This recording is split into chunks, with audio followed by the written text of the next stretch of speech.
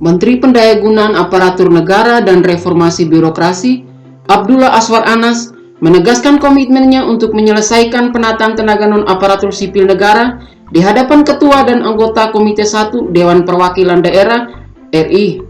Menteri Azwar Anas menjelaskan bahwa Kementerian Pan-RB terus melakukan koordinasi dan kolaborasi dengan stakeholder terkait agar proses penyelesaian tenaga non-aparatur sipil negara minim ganjalan.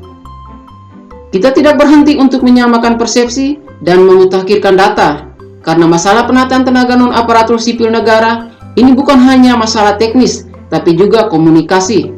Ujarnya saat menghadiri rapat kerja dengan Komite 1 DPD RI di Jakarta pada Senin 12 September tahun 2022. Anas juga menyoroti tentang fleksibilitas kebijakan terkait penataan tenaga non-aparatur sipil negara.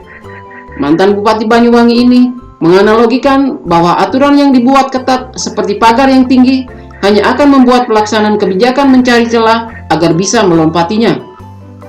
Agar aturan bisa ini menjadi jalan tengah dan solusi, pihak-pihak terkait ini harus duduk bersama agar punya perspektif yang sama dan berjalan selaras untuk menyelesaikan apa yang telat menjadi mandat undang-undang dan peraturan pemerintah, imbunya. Pada kesempatan tersebut, Deputi Bidang Sumber Daya Manusia Aparatur Kementerian Pan-RB, Alex Denny, juga menjabarkan alternatif kebutuhan tenaga kerja di lingkungan pemerintah selain melalui proses rekrutmen calon aparatur sipil negara. Menurutnya, tenaga kerja yang diperlukan dapat diperoleh dengan memanfaatkan program-program pemerintah yang ada secara kolaboratif. Kita bisa kolaborasikan berbagai program lintas stakeholder untuk memenuhi kebutuhan pemerintah, ujarnya.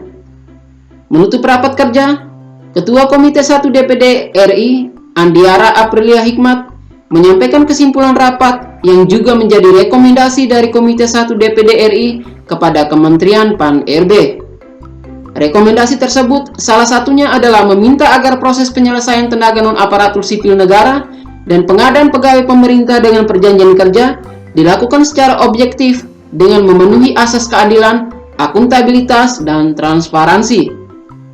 Kami di Komite 1 DPD RI juga mendukung Kementerian Pan-RB untuk memperhatikan nasib tenaga honorer di kementerian atau lembaga dan pemerintah daerah yang tidak dapat diakomodir oleh sistem pegawai pemerintah dengan perjanjian kerja melalui kebijakan peningkatan kesejahteraan non-aparatur sipil negara, jelasnya.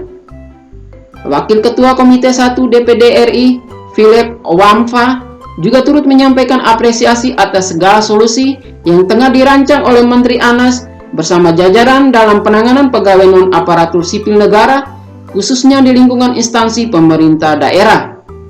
Diyakini bahwa sejumlah upaya kebijakan yang tengah dirancang Menteri Pan-RB dapat terrealisasikan berbekal pengalamannya sebagai kepala daerah. Saat ini, pemerintah sedang melakukan pendataan untuk memetakan dan mengetahui jumlah pegawai non-aparatur sipil negara di lingkungan instansi pemerintah, baik pusat maupun daerah. Proses pendataan ini harus dilakukan setiap instansi pemerintah paling lambat tanggal 30 September tahun 2022.